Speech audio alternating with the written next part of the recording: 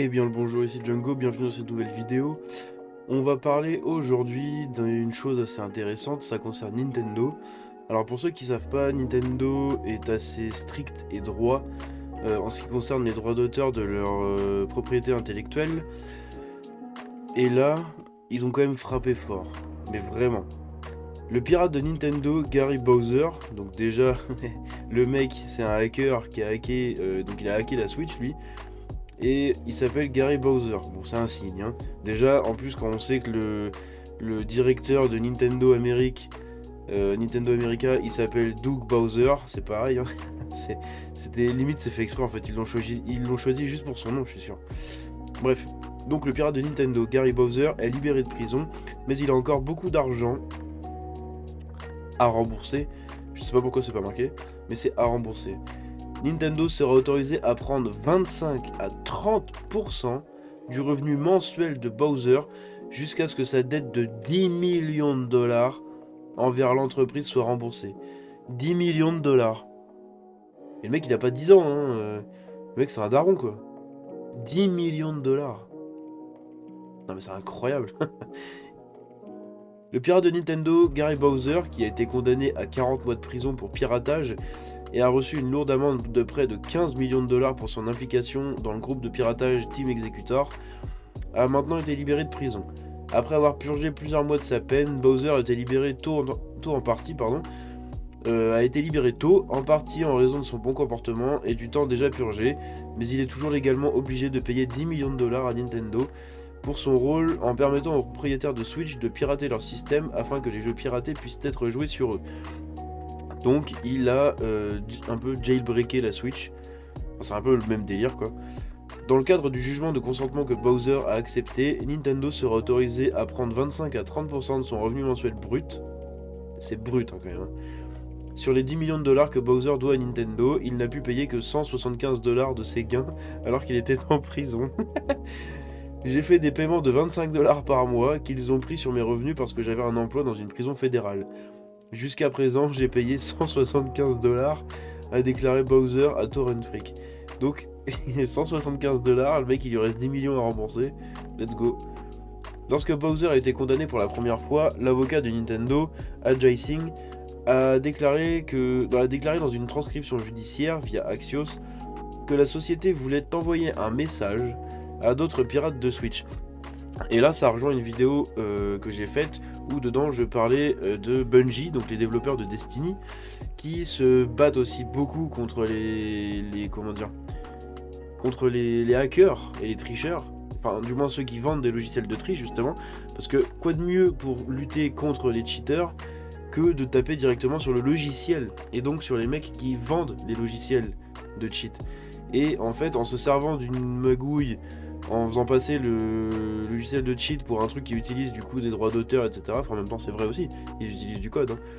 Mais donc ils ont appuyé sur ce point-là et ils ont gagné le procès et c'est pareil, ça s'est fini en plusieurs millions de dollars à rembourser.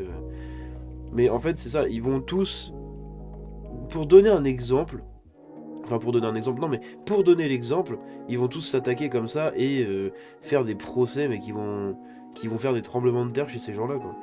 C'est là maintenant, quelqu'un qui voudra attaquer la Switch, il va se dire putain, si je hack la Switch, je risque quand même de payer plusieurs millions de dollars quoi.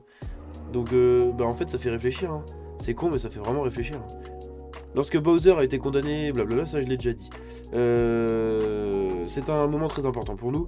C'est l'achat de jeux vidéo qui soutient Nintendo et l'écosystème Nintendo, et ce sont les jeux qui font sourire les gens. C'est pour cette raison que nous faisons tout ce qui est en notre pouvoir pour éviter que des jeux sur les systèmes Nintendo ne soient volés, a déclaré Singh à Axios l'année dernière. Nintendo est connu pour s'en prendre aux pirates informatiques et aux pirates logiciels de ses jeux vidéo. Et dans un exemple plus récent, la société a remporté une affaire judiciaire contre DS Storage du coup, un opérateur de site web qui hébergeait des jeux piratés sur son site de stockage en nuage, en cloud. En fait, c'était un site de ROM, hein, pour ceux qui savent.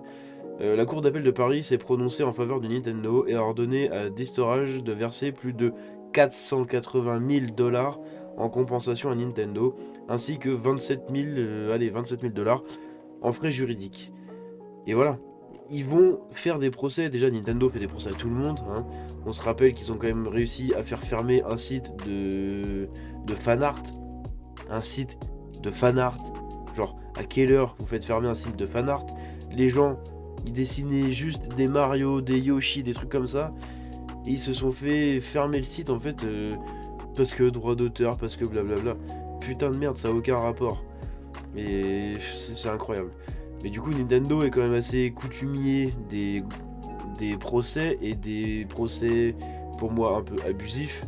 Genre là, 10 millions de dollars pour un mec qui a hacké la Switch. Bon, ok, il y a eu un dommage. Voilà, le mec, il a fait... Bah, il a été... Enfin, il est hors la loi, on est d'accord. Mais 10 millions de dollars, oh, c'est limite quand même, hein. Ça fait vraiment quelqu'un qui... Enfin, je sais pas. C'est un peu de l'abus, quoi. Bon, bref. Donc après, bon, on attendra, en espérant qu'il arrive quand même à rembourser Nintendo, tout en continuant de vivre, hein, parce que c'est ça aussi, en prenant 25 à 30% de son revenu mensuel, j'espère pour lui qu'un jour il va avoir une bonne paye, hein, parce que là, ça va faire mal, hein. Enfin voilà, tout ce que j'avais pour aujourd'hui sur cette affaire-là, une affaire assez étrange, mais assez logique aussi, et qui sera, à mon avis, de plus en plus utilisée. En fait, cette technique-là sera beaucoup plus utilisée pour lutter contre les cheaters.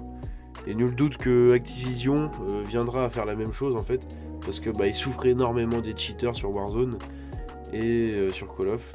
Et je pense qu'à mon avis, un jour il y en a un qui va se prendre un procès comme ça, et ça va calmer un peu tous les copains, quoi. Enfin voilà, c'est tout ce que j'avais pour aujourd'hui. J'espère que la vidéo vous a plu. Si c'est le cas, vous pouvez la liker, vous abonner. Vous pouvez me suivre aussi sur Twitter et tous les autres réseaux. Tous les liens sont dans la description. Je vous dis à la prochaine. C'était Django. Ciao.